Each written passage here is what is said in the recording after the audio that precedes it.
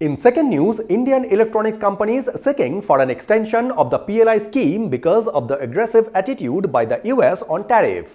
India's $21 billion smartphone export target to the US for the current fiscal is at risk as the Donald Trump administration is set to finalize the proposed tariffs under Section 232 by the third or fourth week of August. While the electronics sector is outside the purview of the 25% of reciprocal tariffs announced when the industry will need government support to meet the export target with the new tariff looming. The industry is seeking extension of the smartphone production-linked incentive scheme to remain globally competitive as there is an aggressive attitude by the US government on tariff for India when India cannot depend on tariff arbitrage to compete against China and Vietnam but needs to develop as a manufacturing destination and be globally competitive to increase or even hold on to its share in the US smartphone market. In April, the US Department of Commerce had announced a national security investigation under Section 232 related to import of certain products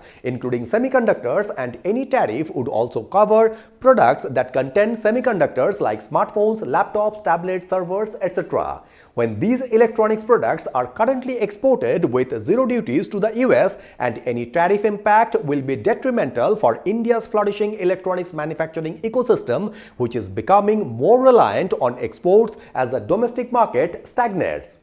In financial year 2025, the US accounted for $10.5 billion out of India's total smartphone exports of $24.1 billion, when in financial year 2026, the smartphone exports to the US are expected to double if the tariffs stays at zero. But the target may take a hit if tariffs are imposed after the Section 232 investigation, and if the Section 232 tariffs are imposed on semiconductors, finished products like smartphones and laptops will attract tariffs proportionate to the value of semiconductor they contain.